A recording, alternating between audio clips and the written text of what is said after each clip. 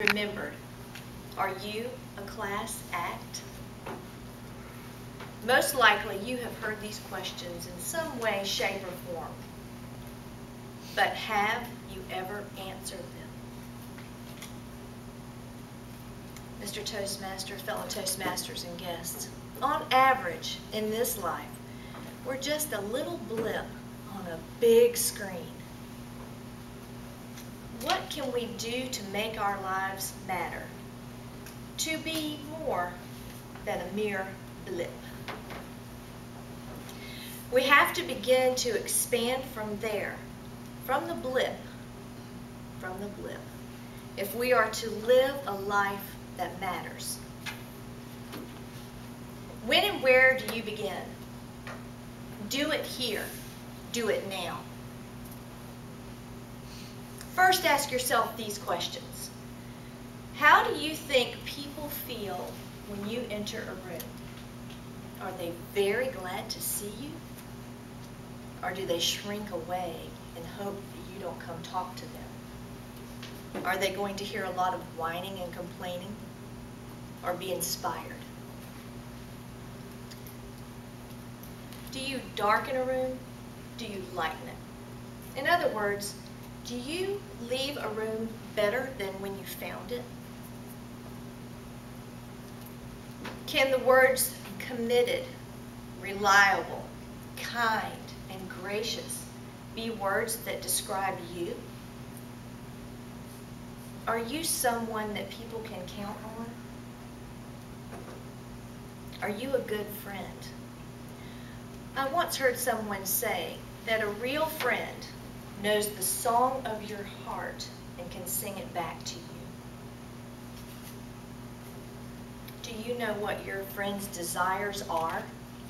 And are you willing to help your friend obtain those desires? Those are a lot of questions. How have you answered them so far?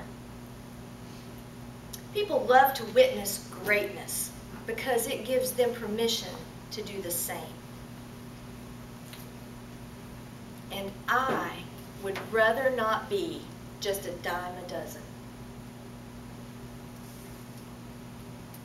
When I leave this earth, I want to know that I gave this thing called life everything that I could, plus some. If we set our sights on living a higher standard than the average person, I believe we can help others achieve greatness, to do the same thing, to seek greatness. Personally, I want to be an example of character. I want to show respect to others and do what others are not willing to do so that I can live like others cannot once I reach old age. I'm determined to make the extra sacrifices, to take the extra steps. How about you? A class act will return their phone calls. They will answer their emails, even when they don't want to. They will always treat each other the way that they wish to be treated, with respect.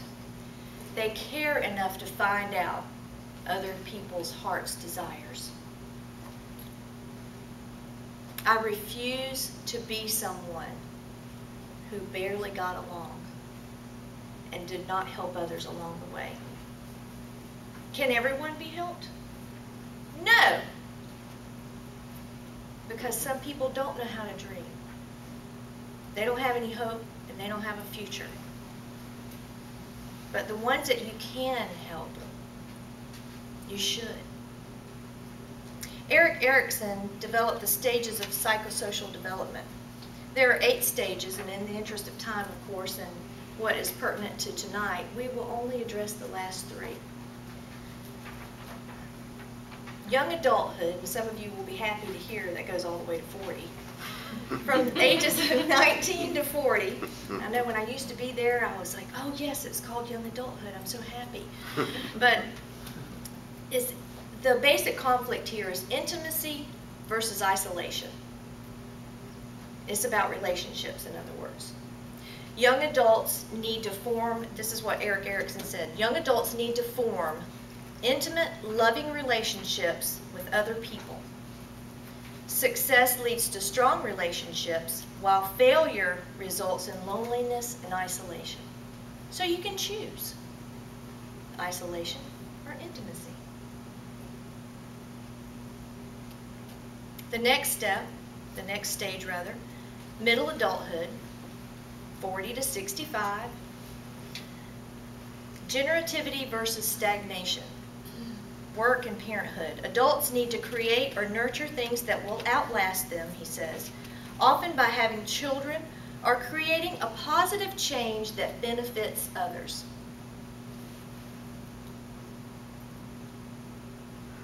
He said, success leads to feelings of usefulness and accomplishment, while failure results in shallow involvement in the world. The last stage, maturity, which is age 65 to death. Ego, integrity versus despair. This is when we reflect on life. Older adults need to look back on life and feel a sense of fulfillment. Success at this stage leads to feelings of wisdom, while failure results in regret, bitterness, and despair. You know, you've seen older people that maybe were very happy with their life. It's because they did all they could do to live well. And you've seen those in the depths of despair because they had so many regrets. Don't let that be you. What do these stages have to do with being a class act? As young adults, if we wish to live a life of intimacy rather than isolation, to have strong relationships, we must be a class act.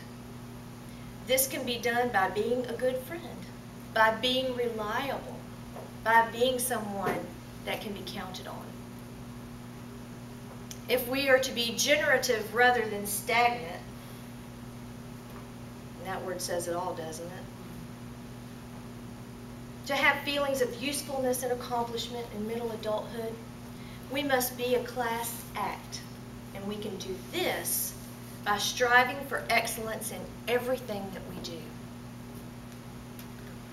And if we are to have ego integrity, rather than reflecting on our lives with feelings of despair, we can do this by being confident that we gained wisdom over the course of our lives and did all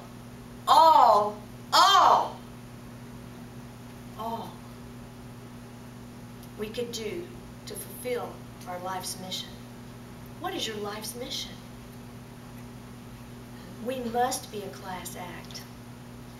When we can look back over our lives with satisfaction, knowing that we lived a life of integrity and were gracious and kind, we can rest assured that we lived as a class act. Be a class act. Mr. Toastmaster.